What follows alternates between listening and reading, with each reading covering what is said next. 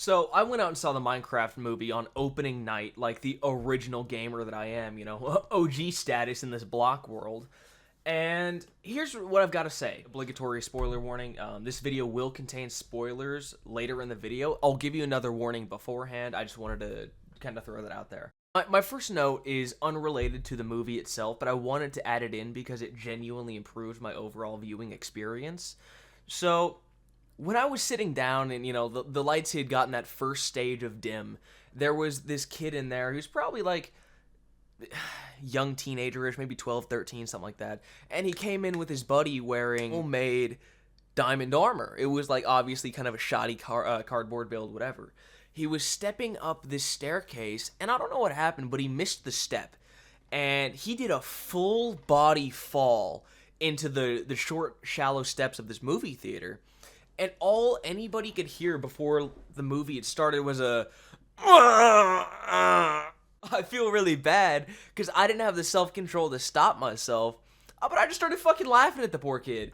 And honestly, I feel a little bad about that. Although, it did make me enjoy the setting just a little bit better. I won't lie, I did feel kind of like out of place in the theater considering the quantity of, I don't know, fresh spawn kids that are newer to the game and, whatever. It wasn't their birthright. They weren't there when creative mode came out, god damn it. You understand? So, there was that. But I did feel very prideful to be there because of my OG status as a Minecraft vet, stuff like that.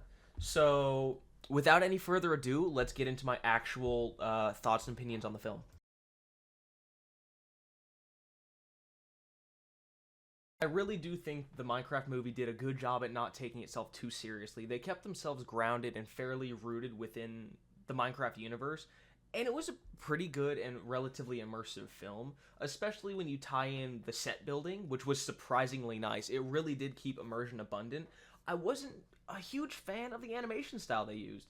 I understand there was a certain look they were trying to achieve, especially with having real-life people in the film, but I don't think that the villagers, illagers, or evokers looked good. They felt out of place and just were off-putting. I think a lot of the skin in the weird kind of rounded corners and edges just didn't translate well, although everything else seemed fairly maintained in terms of like immersion and world building.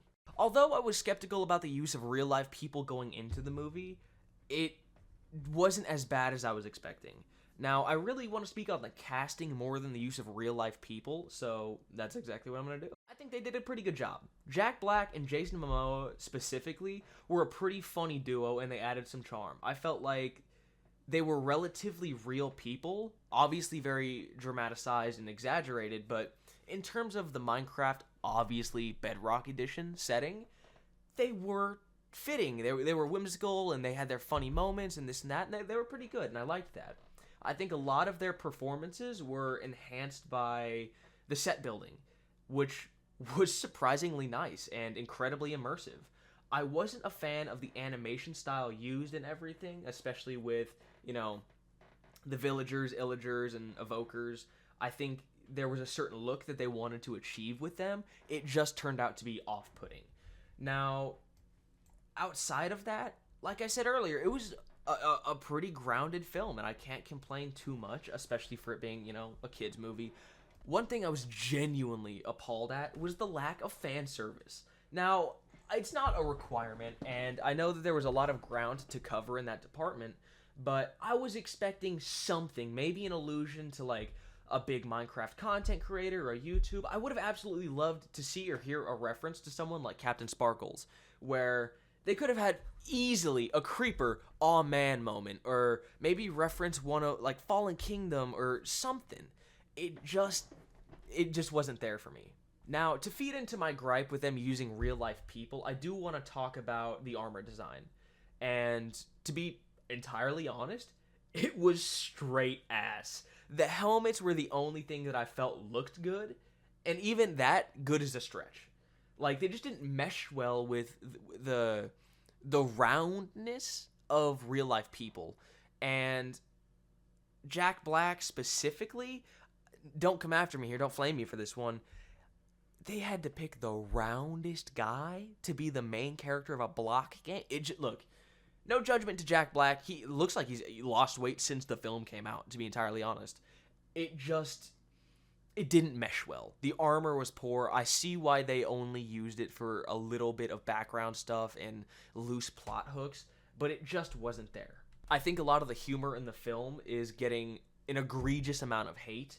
It had some genuinely funny moments beyond the outright meme lines. Chicken jockey! One of my absolute favorite aspects of the film was the piglins and their on-screen presence. So beyond them being the main antagonist, I think there was a lot of life brought into the film by them. I think that their movement and animation style, which I already dogged on, was very grounded and fitting. I think the piglins were the one exception to that, where they looked like they belonged. They didn't look out of place in the nether. Everything really made sense with them. And the way that they carry themselves in terms of movement or looking around and their sounds, which, yes, were ripped from the game, were very good. I thought they were super funny. They kept it whimsical and lighthearted, especially for being the antagonist of the film, though I think they could have used a bigger role outside of just driving the plot forward and invading the overworld. Sound design was definitely another strong suit of the movie, but to be fair, you gotta tie that one back into old Notch himself and Mojang. They made the fucking sounds. The sound design was derived from the game, even though they really didn't use anything like music-wise that was in Minecraft. No C418 Minecraft, no subwoofer lullaby, nothing like that.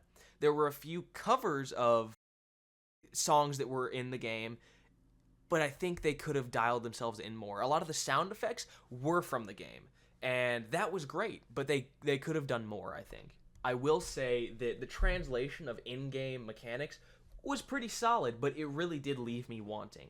And I'll touch on a lot of that later. I just think that certain things could have been done better, especially with how kind of rough and jagged they looked on screen. Spoilers! Okay, so now that we've got the spoiler warning out of the way, we're going to delve into a lot of the other things that I didn't touch on.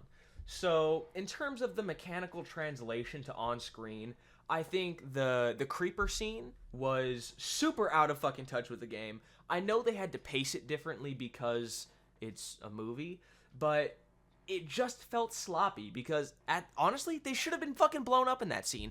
The creepers were just looking at them. There were about 800 of them, and not one of them started to blow up. It was a really, really MacGuffin scene to take care of the Great Hog, which I did appreciate the introduction of, especially when they tied it into Minecraft Bedrock Minecraft Bedrock Edition's like movie event. I think that was cool. I really did like that, but they could have done way better on that. I do feel like it was a gigantic slap in the face to Element Animation for not including them in the movie. My biggest point of contention here is the villager voice reveal at the very end of the movie. I think they should have used Element Animation for that because he's basically canonical. They really could have done better, especially because Mojang has them in the payroll. They're affiliated. How could you not dial that in? I mean, they're a part of the animation history of Minecraft. They've been doing villager news and actual things for Mojang in terms of Minecraft for the last 10 years. And I cannot believe for the life of me that they didn't rope him in. Now, I already talked about the lack of fan service in the film, but I do want to address the Technoblade Easter egg.